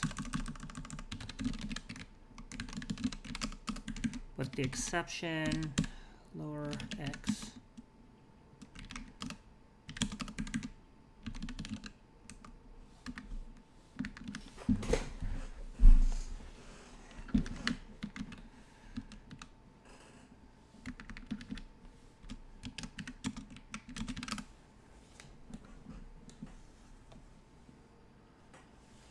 Okay.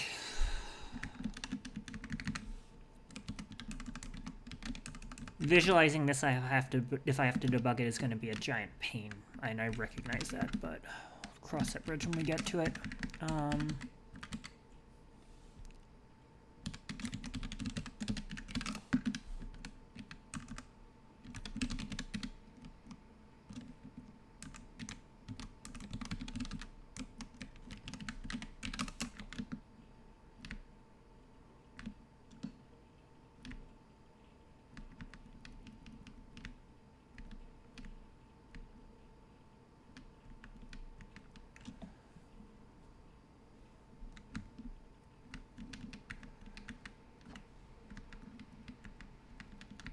All right, so I think that'll basically act as a template here.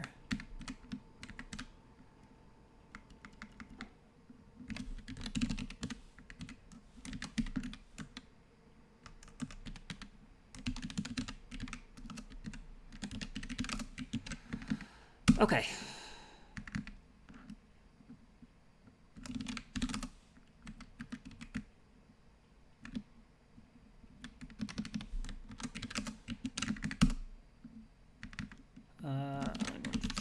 Yep, I don't need the index anymore.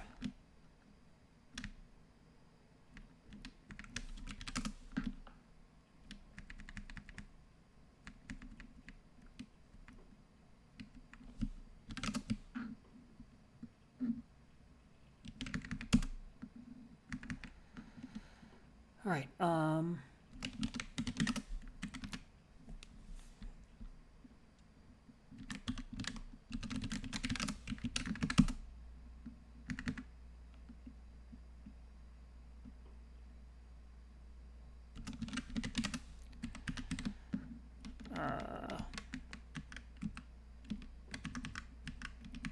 right, fine.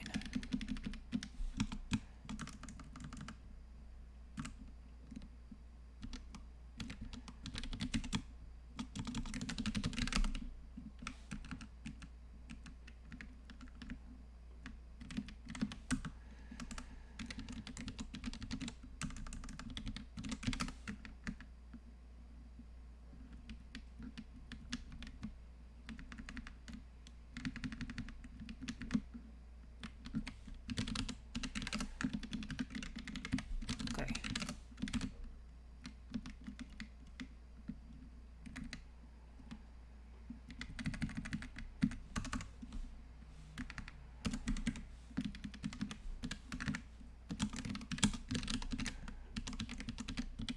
That'll work.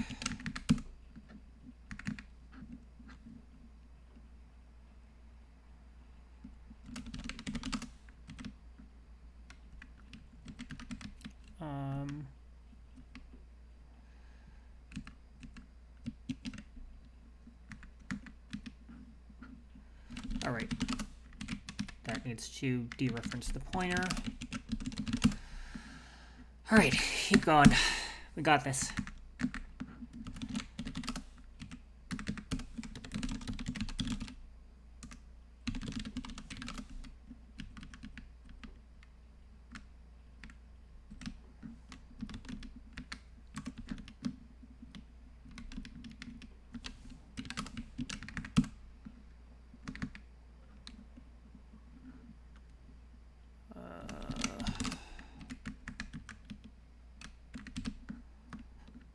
Okay.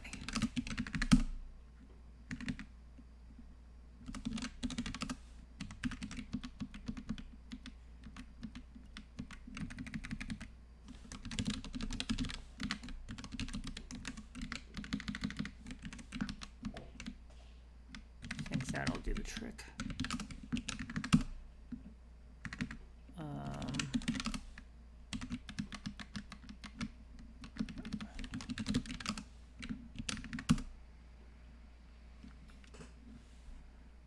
Alright, so right now it returns 42, but it's actually 39, so I have a pretty subtle off by 1, I suspect.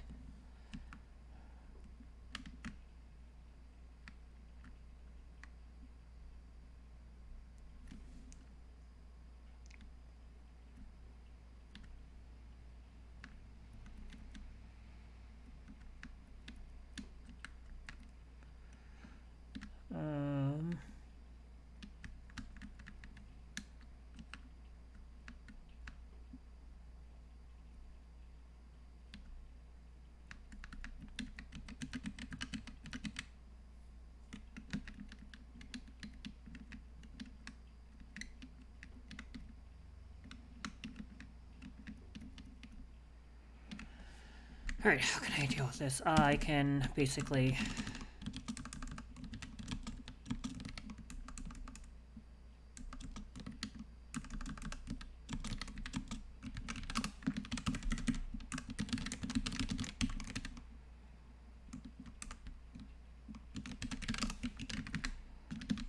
Alright, let's try running it on my simplest example.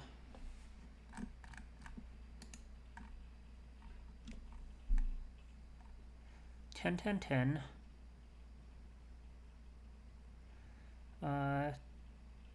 10, 10. Oh, wait. The 12. The 12 is wrong. Why is the 12 wrong?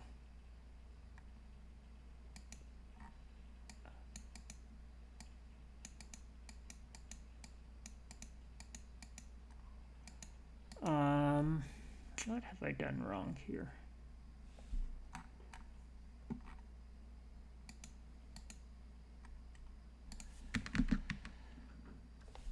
Alright, so we're just going to, for this example, What have I done wrong? -1, -1, -1. +1, +1, +1.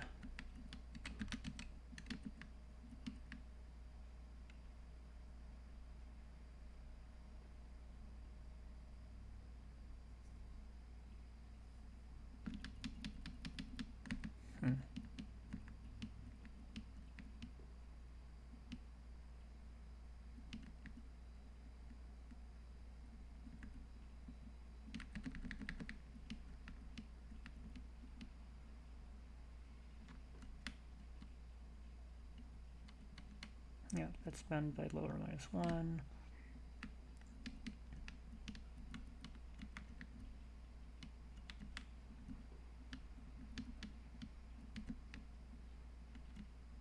Wait, that one's wrong.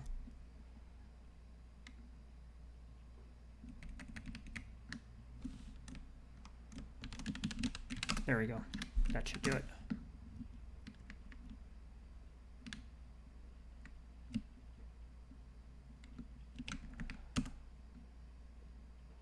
Yep, that yields 39 now.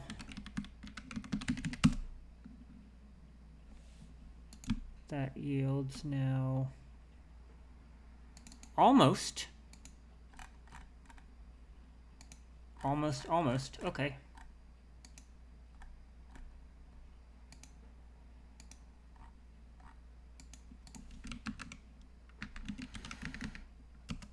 So that's simplest. Where's my simple?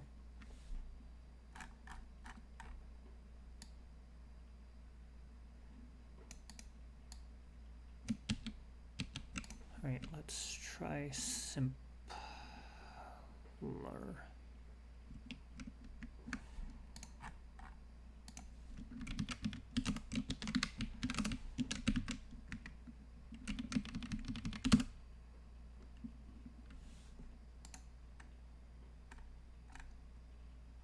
590784. Okay, that's correct. Now let's run it on my real input.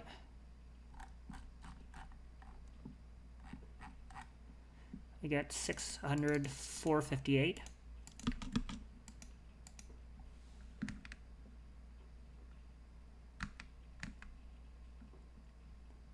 Oh, I see the problem. Okay.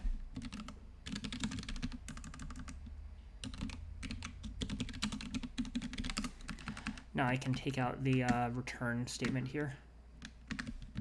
And now I can take out some of my debugging.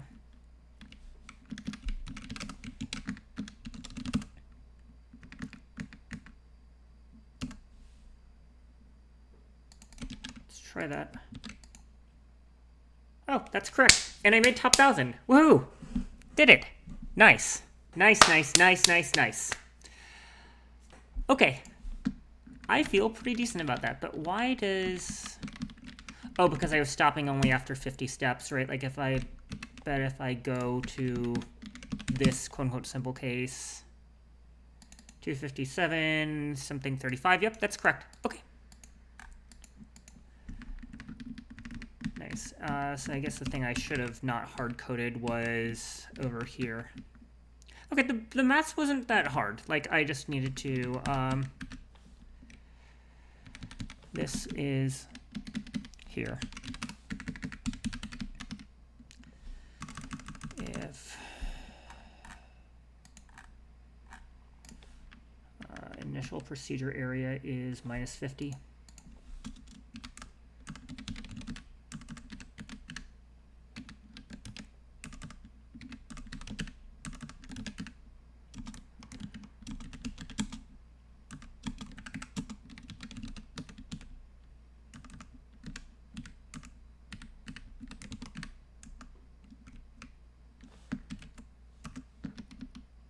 Actually, no, I'm just gonna leave it be the way it was. It's fine. I've been at this long enough. I'm happy enough with this. Okay.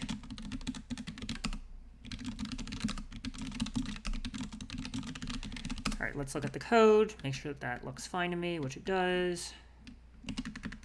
Hey, look, I said I need to think about decomposing the prisms. Well, guess what? I did it.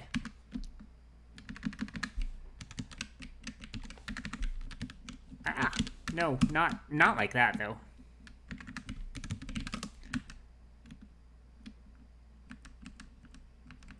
Okay, yeah, that's good enough.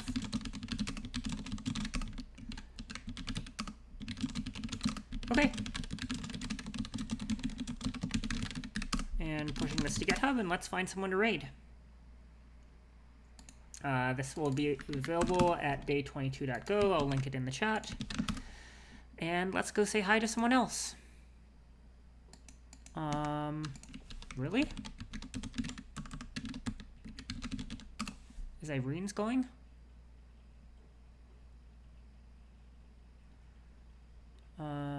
Or is Twitch broken? Yeah, Twitch is referred to someone else as broken. Let's go raid Irene's.